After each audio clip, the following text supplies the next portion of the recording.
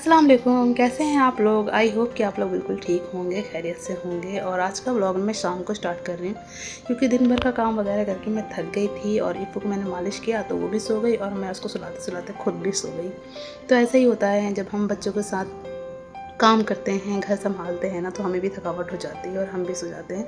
तो शाम का टाइम में मैं फ़ेस वॉश वगैरह कर रही हूँ और थोड़ा वो जो काम है ना इवनिंग रूटीन वाला वो कंप्लीट करते हैं। तो शाम को ना मैं कपड़ा भी उठा ले रही हूँ क्योंकि ना दिन भर के धूप में सूख चुका है। बरसात का मौसम है, कभी बारिश कभी धूप, इस तरह से तो लगा ही रहता है। हमारे यहाँ तो डेली थोड़ा बहुत बारिश हो ही जाती है। और ना मैं जिस दिन कपड़े उठाती हूँ ना उसी दिन उसको फ़ोल्ड करके अलमारी में रख देती हूँ। अगर थोड़ा भी मैंने आलस किया इन कपड़ों को यहाँ वहाँ रखा तो ये कपड़े सच में कल दोपहर तक ही गंदे हो जाएंगे और पहनने लायक ही नहीं बचेंगे, क्योंकि बच्चे हैं घर में, खेलते हैं, कभी चेयर पे चढ़ते हैं, मतलब कहीं भी इसको मैं रख दूँ ये सेफ़ नहीं रहेंगे, गंदे हो ही जाते हैं। इन्हीं सारी चीज़ों से बचने के लिए मैं वो काम उसी टाइम ख़त्म कर देती हूँ कि भैया 2-3 मिनट और लगाते हैं मगर इसको पूरा कंप्लीट कर देते हैं। आप लोग क्या करते हो? आप लोग जिस दिन कपड़े को उठाते हो सूखा हुआ उसको क्या करते हो? उस दिन तय करके रख देते हो या फिर थोड़े बहुत दिन के लिए ऐसे ही पड़े रहने देते हो? और ना आज ना मेरे हस्बैंड थोड़ा फिर ग्रॉसरी का सामान लेकर आए हैं और शानू का स्कूल जब से ओपन हुआ था ना तभी मैंने बोला था कि शानू के लिए एक न्यू टिफ़िन ख़रीदना है, बट ला नहीं पा रही थी क्योंकि बजट नहीं हो रहा था।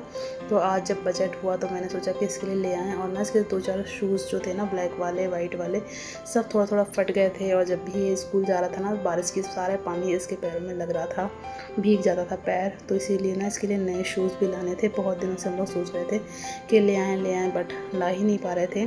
तो आज जब मैंने सोचा कि सामान लाने जा रहे हैं तो उसमें मैंने याद दिला दिया था, तो हस्बैंड ने उन्हीं इसके पैसों में से बचा कर थोड़ा बहुत अपने बेटे के लिए वाइट वाले शूज़ और ब्लैक वाले शूज़ लाए। देखो कैसे खुश हो रहा है ना। ऐसी ही होती है बच्चों की छोटी छोटी चीज़ों में खुशियाँ। कोई भी चीज़ अगर बच्चों को ला कर दे दो ना और कोई इस तरह से खुश जाते हैं तो समझो पैसा वसूल हो गया। अभी तो ये चीज़ मैं देख रही हूँ, अभी मेरे हस्बैंड को जब मैं ये दिखाऊंगी वीडियो तो वो भी खुश जाएंगे कि हाँ शानू देखकर बहुत खुश हुआ था। और पता है उसी टाइम वो पहनने बैठ गया। ये देखो उसी टाइम ये पहन कर देख भी रहा है। अच्छा लग रहा है क्या तुमको? कौन सा वाला अच्छा है, ब्लैक वाला कि वाइट वाला? दोनों अच्छे लग रहे हैं। कि कौन लाया? मेरे पापा, सबसे प्यारे पापा। पता है मिडिल क्लास फैमिली की सबसे बड़ी स्ट्रेंथ क्या होती है? हम लोग ज़रूरत की चीज़ें पहले खरीदते हैं और जो शौक़ की चीज़ें होती हैं उसको बाद में लेते हैं। थोड़ी थोड़ी चीज़ों में बचत करना और घर चलाना ये कोई गरीबी या मजबूरी नहीं होती, ये एक स्किल होती है जो हर किसी में होना चाहिए। अगर हमें अपने सपने पूरे करने हैं ना तो इन्हीं तरीक़ों से हो सकते हैं वो सपने पूरे। अगर हम ऐसे वेस्ट ऑफ मनी करेंगे, यहाँ वहाँ खर्च करेंगे तो फिर हम कैसे घर चला पाएंगे, है ना। और हम गृहिणियाँ हैं तो हमारे हाथ में किचन हो सकता है, हम चीज़ों को बर्बाद ना करें। थोड़ी बहुत चीज़ें भी अगर हमारे सामने वेस्ट होती हैं तो हम उसको बचा लें। जैसे कि चावल वगैरह बन गया, एक्स्ट्रा बचा हुआ है तो उसको यूं ही छोड़ कर जाने से वो चावल ख़राब हो सकता है। गर्मी का मौसम है तो क्या करती हूँ ना, मैं बचे हुए चावलों को फ्रिज में रख देती हूँ ताकि वो महके नहीं। और जब नेक्स्ट टाइम मैं चावल बनाती हूँ ताज़ा वाले तो उसी चावल में उन चावलों को मिक्स कर देती हूँ और वो भी फ्रेश हो जाते हैं बिल्कुल। खाने में बिल्कुल पता ही नहीं चलता कि ताज़ा है या बासी। वैसे तो ज़्यादातर ऐसा नहीं होता, मैं सेम उतना ही बनाती हूँ जितना हमें ज़रूरत है, बट अगर 1-2 मुट्ठी ज़्यादा बन जाती हैं तो मैं उस तरह से उसको फेंकती नहीं हूँ, उसको नेक्स्ट टाइम यूज़ कर लेती हूँ। आप लोग क्या करते हैं? अगर चावल वगैरह बच जाए या रोटी वगैरह बच जाती है खाने के बाद तो फिर आप उसका क्या करते हैं? यहाँ पे ना सामान वगैरह डालने के बाद थोड़ा बहुत सामान, जैसे दाल है वो गिर गई थी और मुझे ऐसे बीनना इसलिए पड़ रहा है क्योंकि वो चीनी मिक्स हो गई है उसमें। अगर मैं चाहूँ तो इकट्ठे डाल सकती हूँ, स्लैब तो साफ़ है बट चीनी की वजह से मुझे इसे छांटना पड़ रहा है, वरना मीठी दाल बन जाएगी, है ना।